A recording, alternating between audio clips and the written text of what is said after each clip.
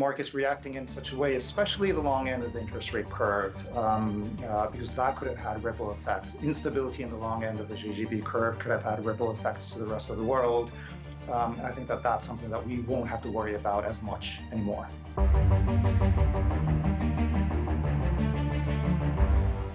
Welcome. It seems clear that this is the result share market investors wanted. Is that how you view it? Yeah, absolutely. Quite a strong response from the equity market. And I think, the fixed income markets, the bond markets are also worth commenting on. The stability in yields, especially on the long end, I think was quite comforting for the market. Yields are selling off a little bit in the intermediate part of the yield curve, but it was really the long end of the JGB curve that the market was focused on. And those have been quite stable. And you can say the same about the FX. The yen has been holding up, remarkably well amidst all of this, and that too, I think, is quite positive. I think that the market is viewing, these results as obviously quite constructive, interpreting Ms. Takaichi as someone who's going to be sensible, expansionary from a fiscal perspective, but also sensible. And also, most of all, that we are going to have political stability now. And that's hugely constructive as well. As you know, over the past year or so, we've had a bit of a revolving door of prime ministers. And with a win as big as this, we can expect Takaichi to be around for quite some time. And so I think that's what the market is reacting to. How important is the cost of living support and tax cuts promised by Japan's government to stimulating domestic demand? I think it's quite important for her popularity, for Takaichi's popularity as prime minister, and it helps her consolidate, her foothold within the government. So I think it's helpful.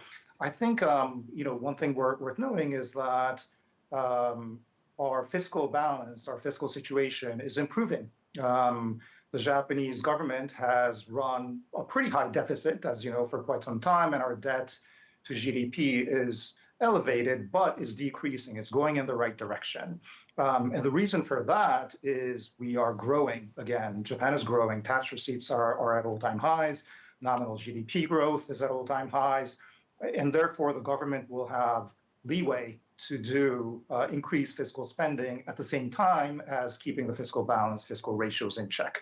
And some of that will go into strategic areas of investments. Others will go into living cost support and things like that. And I think all of those are positive. You've talked about the expansionary nature of the planned policies.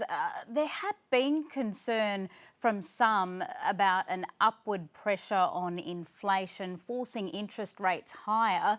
Are you saying that fears of a debt crisis in Japan are unwarranted? Yeah, I think that's right. And I think that Takaichi and her government are actually going to be quite sensible in their stewardship of the economy and in policies, generally speaking. And so I think that that's what the markets gains comfort over, and that's what you're seeing in the reactions in the bond market and the FX market today. And I think that the market is almost treating this as one vol event out of the way. And now that the election is over and we have political stability and strong leadership under LDP and Takaichi, we can go back to focusing on business as usual again. And business as usual in Japan is quite constructive. We've had these structural drivers of strength of our market over the past 3 years, namely exit from deflation, corporate reforms.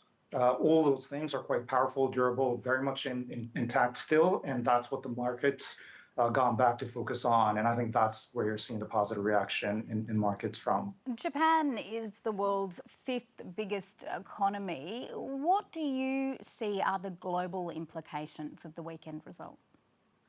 I think it's certainly positive that you are seeing a strong victory out of an incumbent establishment political party. It creates some stability, I think, in the world's sort of political system.